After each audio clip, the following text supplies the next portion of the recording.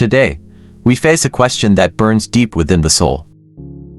A question that has divided people, sparked arguments, and yet if we dare to face it honestly can bring us closer to God, closer to truth, and closer to eternity.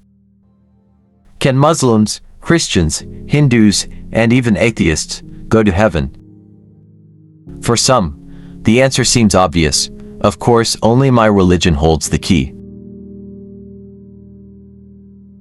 For others, it's more complex because the heart whispers, would a loving God truly close the doors of paradise to billions of sincere seekers? This is not a shallow debate. It is a matter of eternal destiny. Let us go straight to the scriptures. In the Bible, Jesus himself declares in John 14:6, I am the way, the truth, and the life. No one comes to the Father except through me. Many Christians hold this verse as the clearest key to heaven, only through Christ. But let us not stop there. The Qur'an says in Surah Al-Baqarah 262, Indeed, those who believed and those who were Jews or Christians or Sabaeans, those who believed in Allah and the last day and did righteousness will have their reward with their Lord, and no fear will there be concerning them, nor will they grieve. Notice the language. It opens a door not just for Muslims, but for sincere Jews, Christians, even Sabaeans, so long as they believed in God and lived righteously. And yet, elsewhere the Quran emphasizes submission to Allah as the complete way, for example Surah Ali Imran 3:19. Indeed, the religion in the sight of Allah is Islam. Here we feel the tension. Salvation seems wide, and yet, narrow. Now let's hear the Hindu scriptures. In the Bhagavad Gita 9:23, Krishna says, Even those who, devoted to other gods, worship them with faith, they also worship me, though not in the right way. And in verse 18-66, he concludes with a thunderous invitation. Abandon all varieties of religion and just surrender unto me. I shall deliver you from all sinful reactions. Do not fear. Again we see this paradox. On one hand, respect for all paths.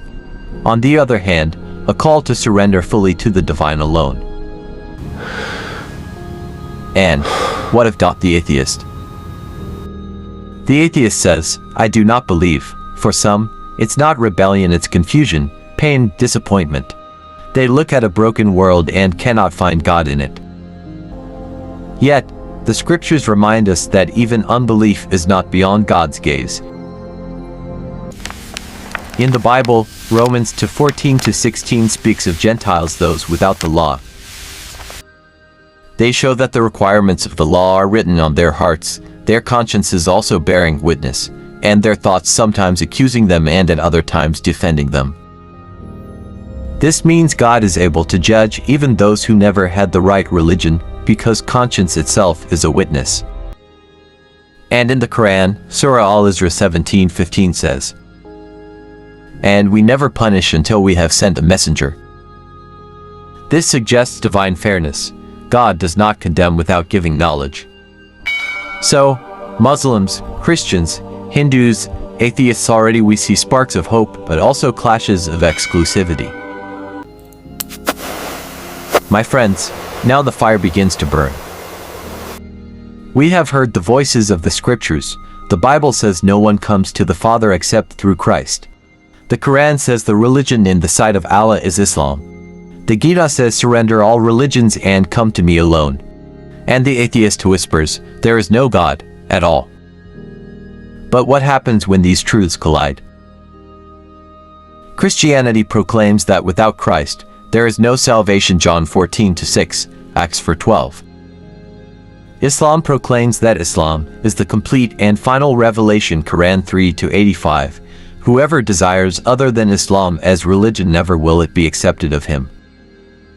Hinduism, while tolerant of many paths, still insists ultimate liberation comes only by surrendering to Krishna, the Supreme. Atheism, by its nature, dismisses all of the above and claims that heaven itself is a myth. So what are we to make of this? If each path insists it is the only door, are billions of people already doomed? Imagine a devout Christian woman in Africa who loves Jesus with all her heart. Imagine a Muslim man in Pakistan who bows to Allah 5 times a day, with sincerity. Imagine a Hindu grandmother in India who chants to Krishna daily, giving food to the poor. And imagine an atheist in Europe, who denies God but quietly sacrifices his life savings to help orphans. Who is saved, who is lost? This is not just theology, it is human pain. Families are divided.